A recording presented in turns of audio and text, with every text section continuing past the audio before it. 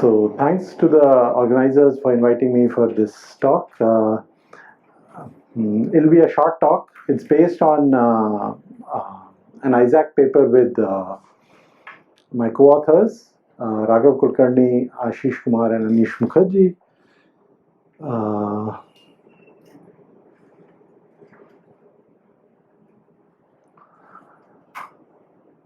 So let me get down to the nitty-gritty details of the talk. I'm going to talk about planar maximum matching. What is a matching?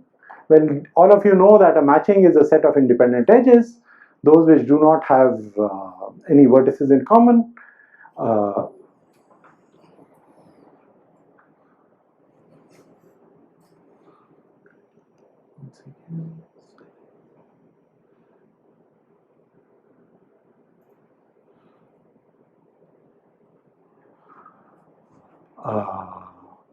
A matching is called perfect if it covers all the vertices of G. A maximum matching is a matching of is the maximum size matching. So here you can see the graph with red edges forms a maximum matching, and matchings have played a central role in algorithms. And this is going too fast for me. Yeah. So matchings have played a central role in algorithms and complexity theory. For example, Adams' blossom shrinking algorithm for maximum matching is one of the first and most important algorithms. You made a slideshow. Huh? I think you made a slideshow or something. Yeah. Okay. So I should just do full screen. Maybe you just skip.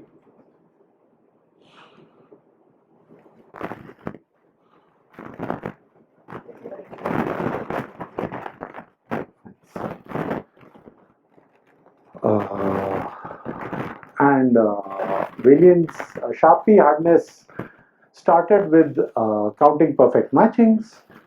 There are many other important algorithms connected with matching, some of which we are going to see in this talk. It has yielded, study of matching has yielded powerful tools such as the isolation lemma of Mulmule, Vazirani and Vazirani.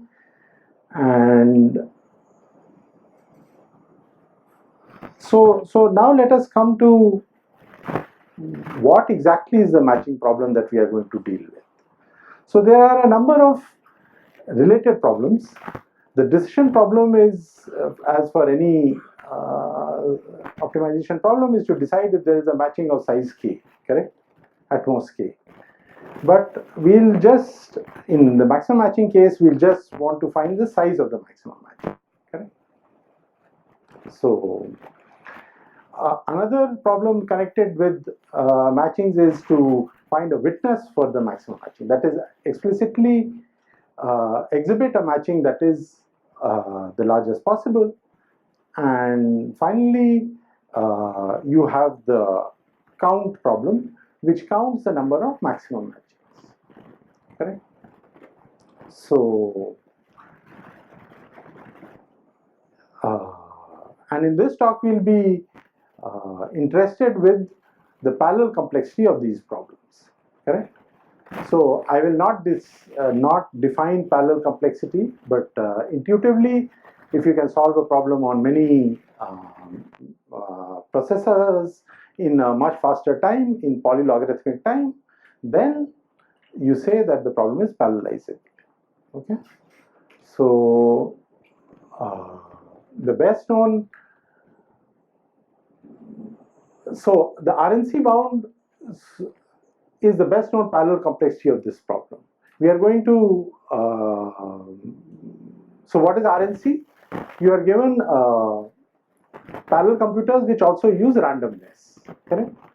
And in this path-breaking paper by Mulmule, Vazirani and Vazirani, they gave an RNC bound for matchings, perfect matchings and maximum matchings. Can we de-randomize this construction is has been an important problem in theoretical computer science for long, and recent partial de-randomization has led to some important results. For example, Fenner, Gurjar and Thirov showed in 2016 that bipartite perfect matching is not exactly in NC, but some in a related class, the so-called quasi-NC class, where you are allowed quasi-polynomial number of processors while still having polylogarithmic time. So shallow circuits with lots of processors, not too many, but certainly more than polynomial. This was extended to a general perfect matching soon after, and we don't yet know, of course, whether perfect matching is in NC or not. Quasi-NC is the best bound that we know in the deterministic setting. So in the complexity theoretic framework, perfect matching is known to have a non-uniform SPL bound. What is SPL? SPL, I will not define it formally, but it is characterized by determinants which take value 0 or 1. Correct? So if you can find if you can reduce the problem to finding if the characteristic function of the language is computed by a determinant, then we say that the problem lies in SPL. Then the language is in SPL. Okay, and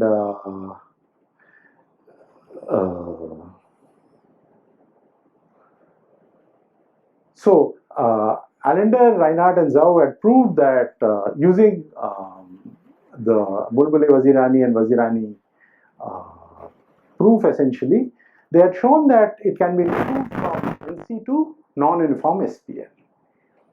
Okay. The best known hardness that we know for matching is still NL hardness only.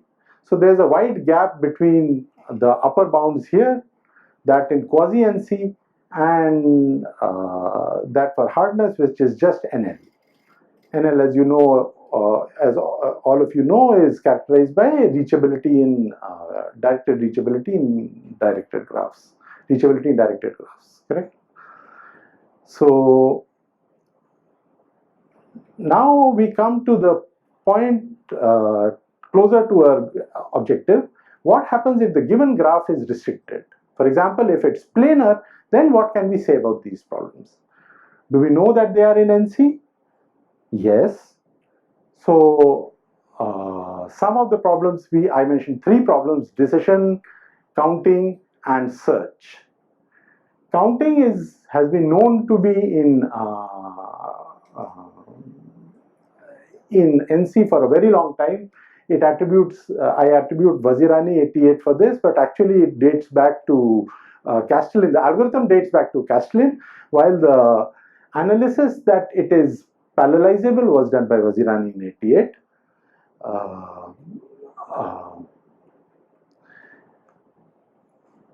So from the count, we know that perfect matching decision is also in NC for planar graphs. Correct? So you can decide whether there exists a perfect matching. Of course, if you can count the number of matchings, you can decide if there exists a matching or not. Search seems to be a much harder question, and so there have been so search seems to be a much harder question. We do not know we did not know NC algorithms for search in planar graphs for a long time. Till only recently, only the bipartite planar case was known to be in NC, and some of the algorithms used, for example, Meena had an algorithm that used the counting of perfect matchings to construct a bipartite perfect matching. Correct? The bound that is stated here is perfect matching in bipartite planar graphs is in SPL. Okay, so Uh,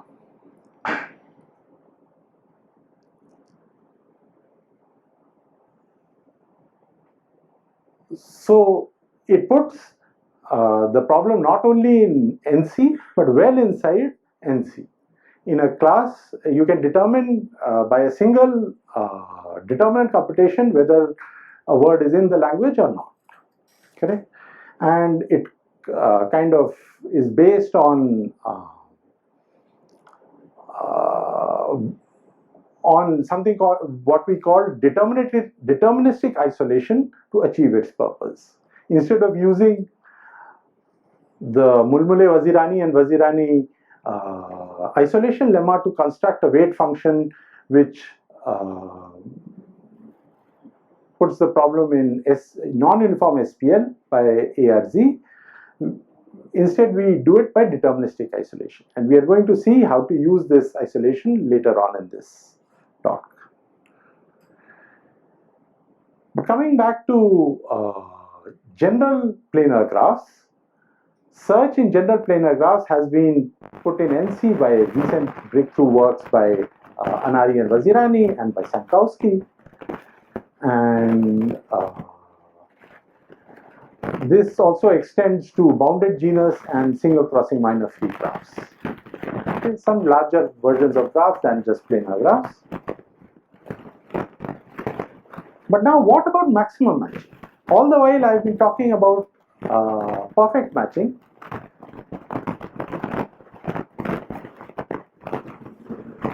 Maximum matching, if you remember, is you want the largest matching in the graph, largest cardinality matching, and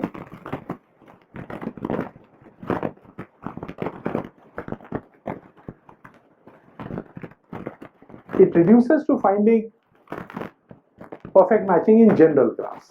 If you don't restrict yourself to planar graphs, then it's very easy to reduce maximum matching to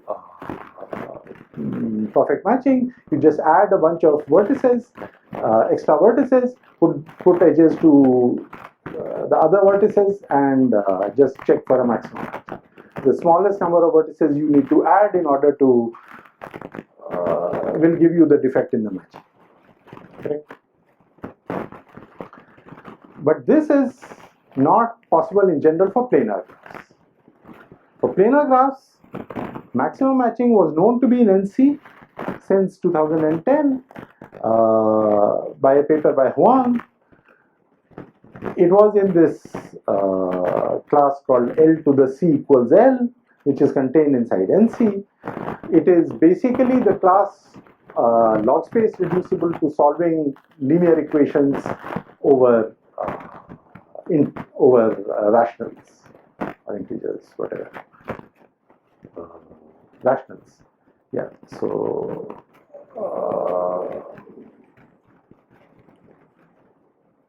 and now we come to our contribution in this part. So we prove that planar bipartite matching is maximum matching is in SPL. So we bring down the complexity from L to the C equals L to SPL. This is kind of, there's no complementary hardness for this result, but still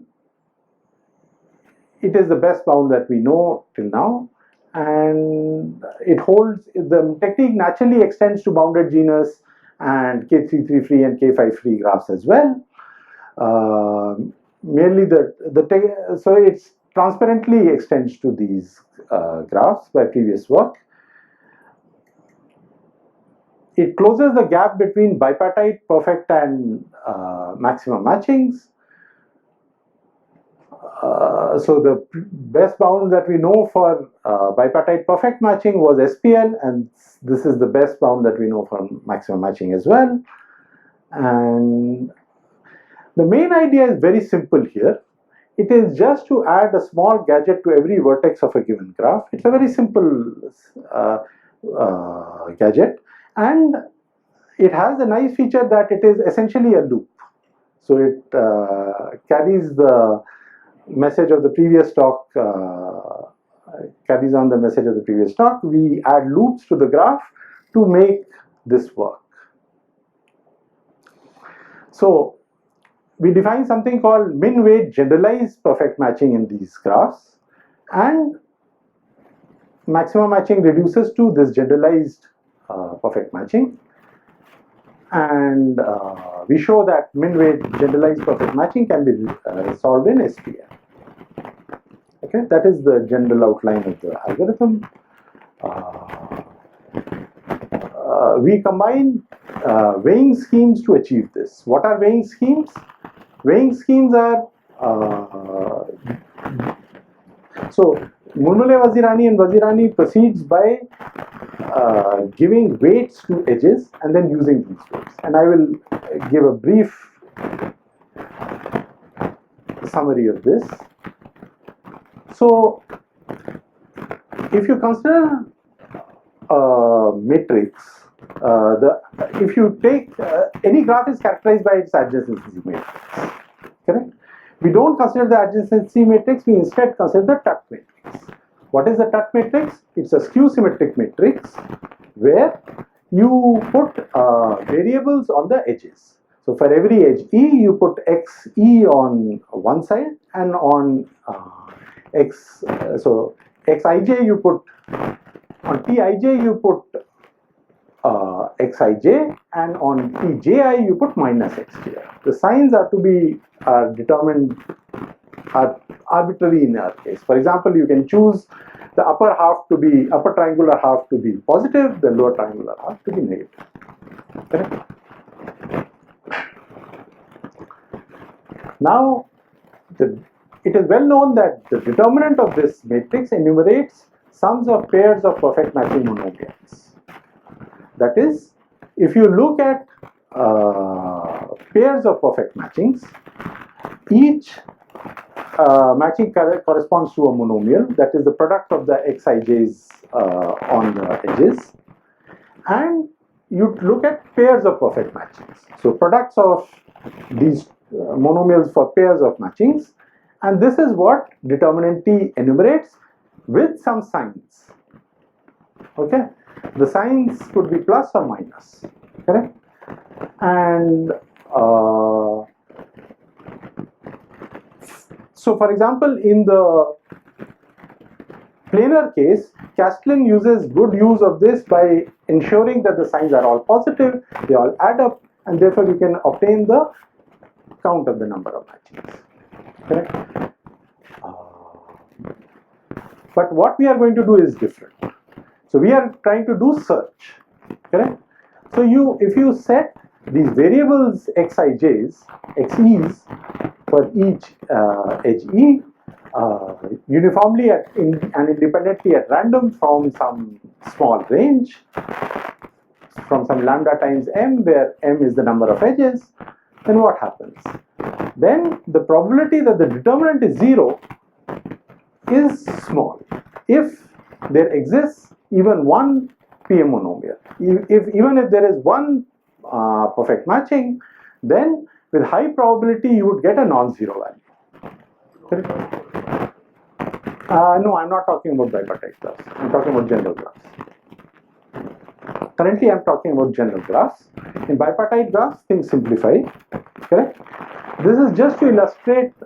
So in bipartite graphs, you could use the bi-adjacency matrix instead of the adjacency matrix also, but I'm doing it for correct. So why is the probability of error low? This follows from the Schwarz-Zippel lemma, and I will not get into this in great detail. But the Schwarz-Zippel lemma is essentially the fundamental theorem of algebra. It's based on the fundamental theorem of algebra that equation can have at most d degree equation can have at most d roots. Correct? So if you substitute a non-root, then the polynomial gives a non-zero value. The same thing extended to multivariate case gives the Schwarz-Zippel lemma. But then what about search? This tells us that there exists a perfect matching, but how do we know what the perfect matching is? So What comes to a rescue is this tool where you put xij equal to x to the wij, where wij is a small weight, correct? A small random weight. And with high probability, the mid-degree monomial is isolated. Okay? So, this uses the isolation lemma of Mulmule, Vazirani and Vazirani again. And the crucial point is, in some cases, we can do deterministic isolation. Correct? For example, in a bipartite planar graphs, you can do deterministic isolation by giving these weights wij deterministically. Correct? So you can, in log space, give weights such that the min term is isolated, and then you can find, then you can do search. How would you do search? I don't write it here, but doing search is easy because you would just delete an edge ij and the corresponding vertices and see whether, and delete an edge, not the vertices, and see whether the weight of the matching changes or the minimum matching changes. If it changed, then that edge was in the unique min weight set, otherwise it's not, correct? So in parallel, you can find, by such parallel tests, you can find what the matching was, correct? This is the essential idea of Mulmule Vazirani's paper. So let's recap for the case of planar matchings, planar bipartite matchings, what the recipe for finding perfect matching is, right? Before going on to maximum matchings. So you put non-zero circulation weights on the edges, correct? What are non-circulation weights? These are the deterministic weights I talked about. This ensures that the circulation of every even cycle, in bipartite case all cycles are even, is non-zero. So what is circulation? You take the weight of one edge minus the weight of the second edge plus weight of third edge and alternating sums of such weights. This is non-zero. And we can ensure this for planar graphs at least by making sure that by giving weights so that what we measure, the circulation becomes the signed area of the enclosed polygon. So if you have an embedded graph with coordinates for vertices, you can use the concept of area to give these circulations, correct? And we will take it as granted that these circulations are given to us for bipartite planar graphs, correct? And non-zero circulation weights imply isolation of a matching. Why? Because if there are two matchings of the same minimum weight, then you can replace one of the that cannot be, because you can replace one of the matchings by the other matching in one of the cycles and get a different weight. One of the matchings will be heavier because the difference of the two matchings is non-zero, at least in one cycle, correct? So, so as the symmetric difference of M1 and M2 contains only even length cycles, you can do this, correct? You can replace one by the other and get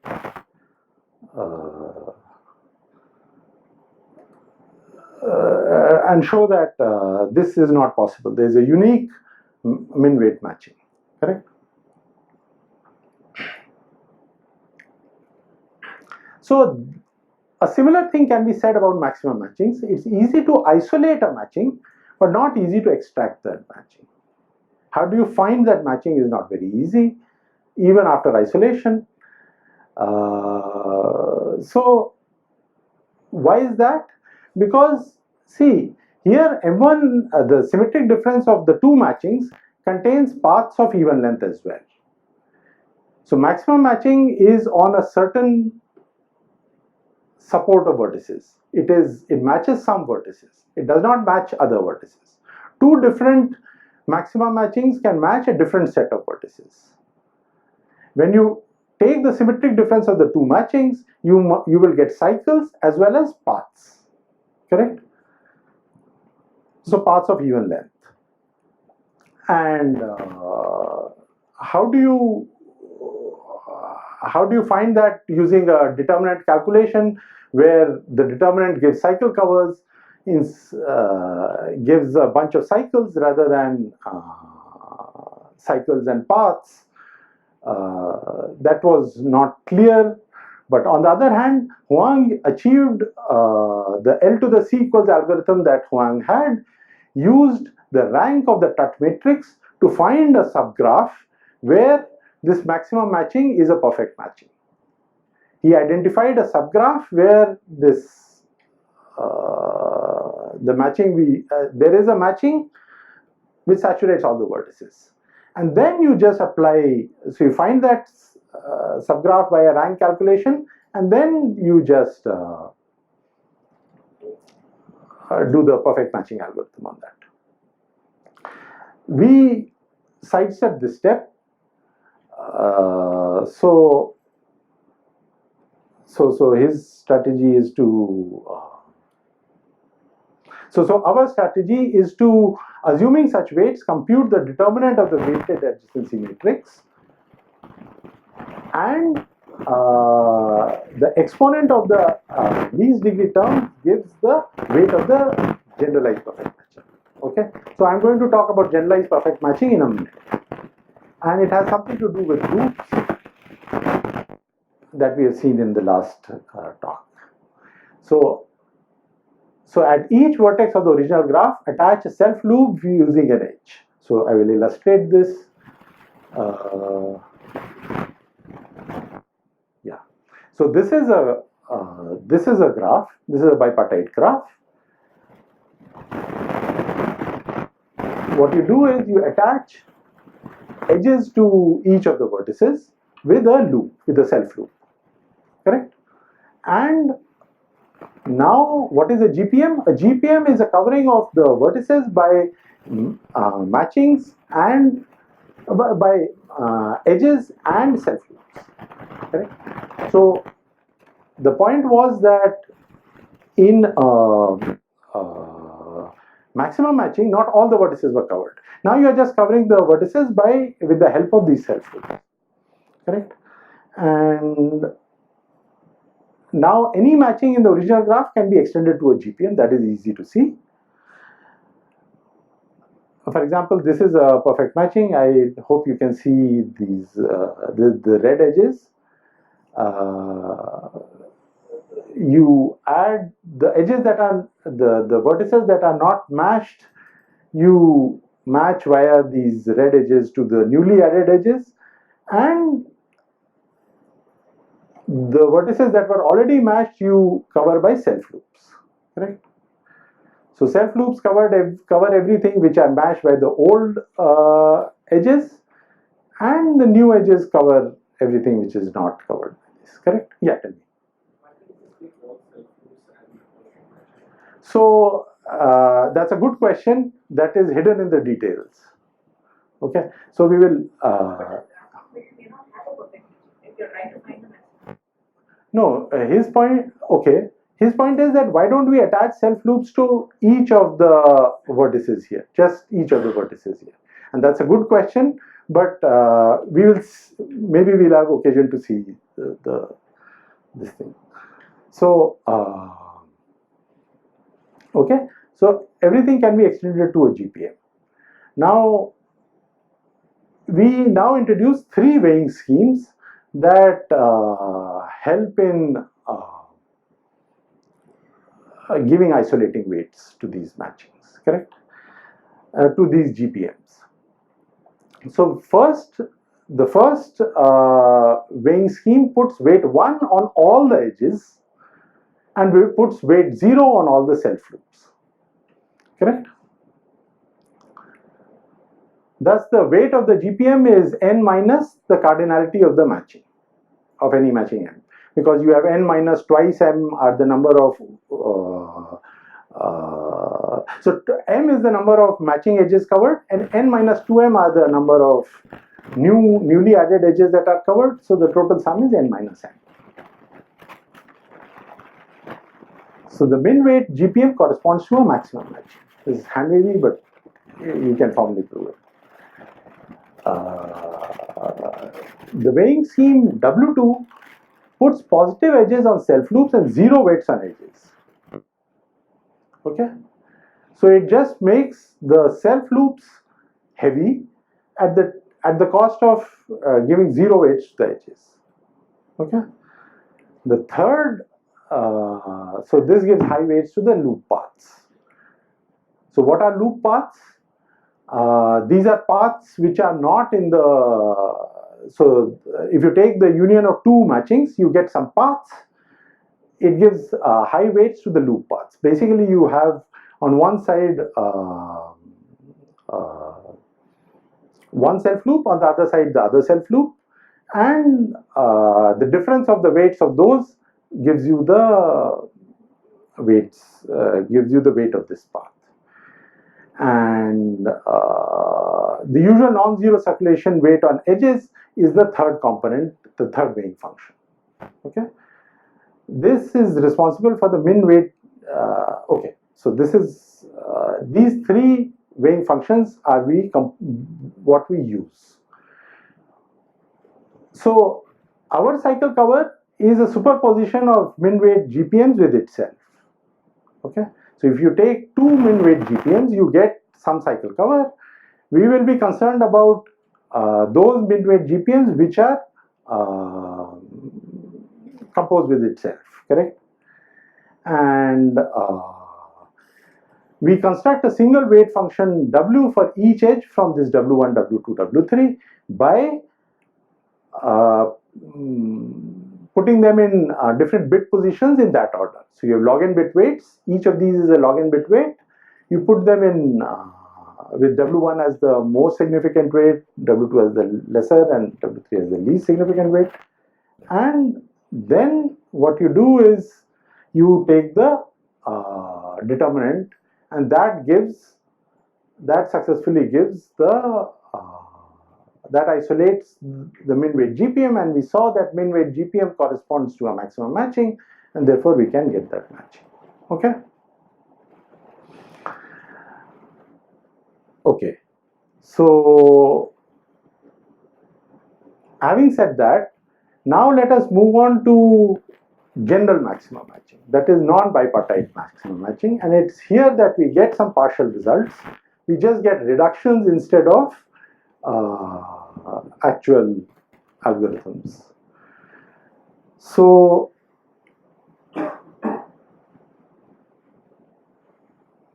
but we can hide that in the form of pseudo theorem, which says that planar maximum matching is in pseudo deterministic NC. Correct? What is pseudo deterministic NC? It's defined here. Pseudo deterministic algorithms are probabilistic algorithms for search problems that produce the same solution with high probability. Okay, it produces every time you run that algorithm on a different random seed, it gives the same answer, at least with high probability. So usual randomized algorithms give different answers on different random seeds. This gives the same answer, at least with high probability. Okay, so this is what we can show as an algorithmic result. But the crucial point is that we make search reduce to decision for such problems, and this is a simple algorithm, simple reduction, which we are going to see in a minute. Okay, so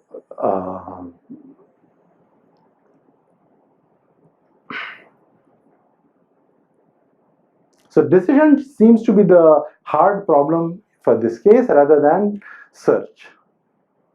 Notice that for perfect matchings, we could do decision easily by Castellan's algorithm. But here we do not know how to count maximum matchings. So it's in stark contrast with perfect matchings in planar graphs that we cannot count them as of now. We are going to talk more about that in a minute. So pseudo-determinism has received significant interest lately, and what we know is that bipartite perfect matching is in pseudo-deterministic NC. Instead of quasi-NC algorithm, you can also make it pseudo-deterministic. Okay, this is by Goldwasser and a student of. So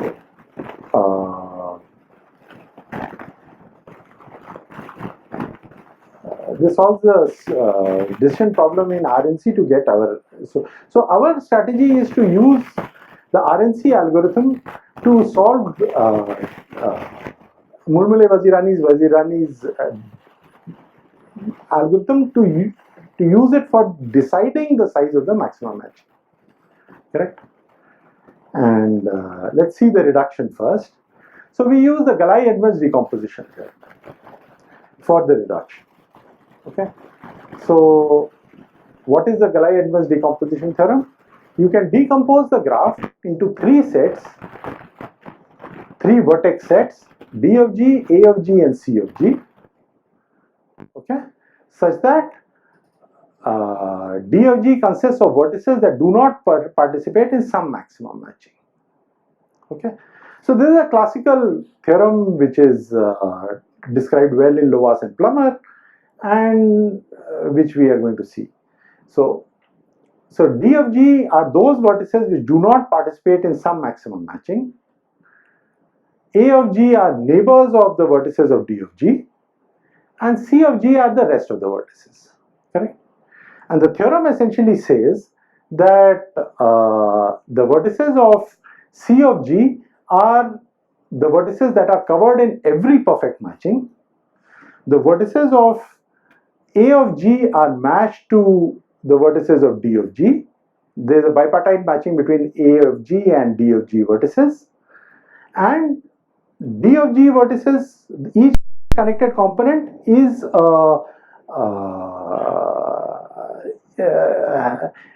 so each connected component is factor critical, in the sense that if you remove any one vertex of that, it has a perfect matching.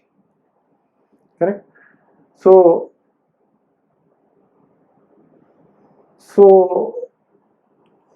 the C of G are completely matchable. D of G are almost completely matchable except for one vertices, and whatever one vertices are left, you match with A of G. Some vertices of D of G will still be left over, but that is about it. So it has a complete description of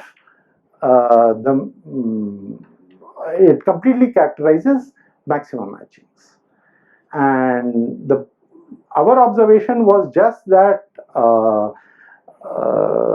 you can compute these D of G and therefore A of G and C of G very easily, knowing decision in maximum matching. So when is a vertex in D of G? If and only if the maximum matching size in G is the same as the maximum size in G with that vertex removed. That is what the definition of D of G says, correct? That V does not participate in some maximum matching, so some maximum matching survives after you remove that vertex. The nu of G is equal to nu of G minus V. And once you know D of G, then you can find A of G very easily. They are just the neighbors, and everything remaining is C of G, correct?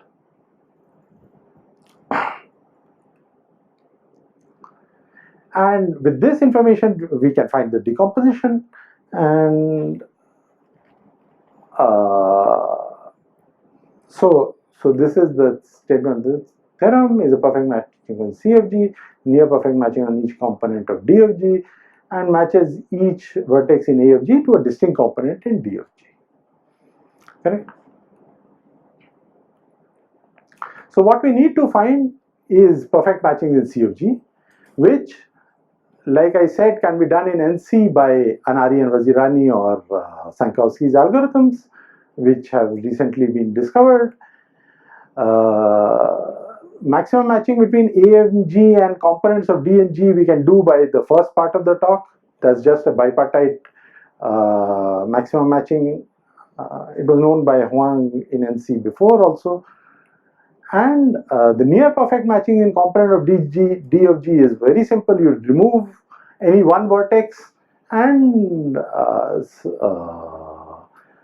then find a perfect matching by Anari Vazirani or Sankowski. Correct? So in NC you can do this entire thing. Correct? And therefore find the maximum matching. So basically, maximum matching reduces to search for maximum matching reduces to decision. Where were we using decision? To find D of G. We are using it as a Turing reduction using multiple calls of the same subroutine to do decision, to do search. So now I come to the last part of this talk, which is counting maximum matchings. Okay. So counting maximum matchings, perfect matchings is of course known to be in NC by Vazirani. And counting all planar matchings is sharply hard on the other hand. So there is only a subtle difference between these two. There you are counting perfect matching, which is very easy, but counting all planar matchings, which includes non-maximum matchings, non-perfect matchings also, that is sharply hard. Counting k matchings is hard in the parameterized sense, and k matchings are matchings of size k, correct? And it's even sharply hard to count planar bipartite maximal matchings. So if you look at planar, not maximum but maximal matchings, those that cannot be extended by adding an edge, even that is a hard problem. It's sharply hard, correct? But what about maximum matchings? So as far as I am aware, there is no result in literature which says either that it is tractable or hard. We do not know whether it's sharply hard or in P, correct? And what we are able to show is that counting maximum matchings in general planar graphs, NC reduces to counting maximum matchings in bipartite planar graphs. So from general planar you can go to bipartite, okay? And the reduction is very similar to what we have done before. It is just a counting version of the reduction using Gallai-Edmonds is what we use. So this also uses the Gallai-Edmonds decomposition. It works for previous classes of graphs as well, where we could count perfect matchings, such as Longinus and K33 and K53 and so on, correct? So, okay. So how does Gallai-Edmonds decomposition work? Whatever we said was held for all matchings, correct? The Gallai-Edmonds decomposition holds for all maximum matchings. So every maximum matchings is of the form that it matches all the vertices of CG, it matches all the vertices of AG to vertices of DG, and all the vertices of DG except one are matched, correct? So it is a parsimonious reduction, and that is the main idea. So we just take the number of perfect matchings in C of G and multiply it with the number of maximum matching of AG union DG, correct? Now there is some small thing which you have to do, which is to count the near perfect matchings in each component of DG and then use that result through a gadget construction to count the total number of matchings in AG union DG, correct? So what is the gadget construction? You replace the AG to DG edges by this gadget. On the A side you have, this is the A side, this is the D side, and you replace it by this gadget, which is constructed out of the number of, by a solution of the perfect matching questions, the number of the perfect matchings in the D component once you remove this D vertex, correct? So this somehow encodes the binary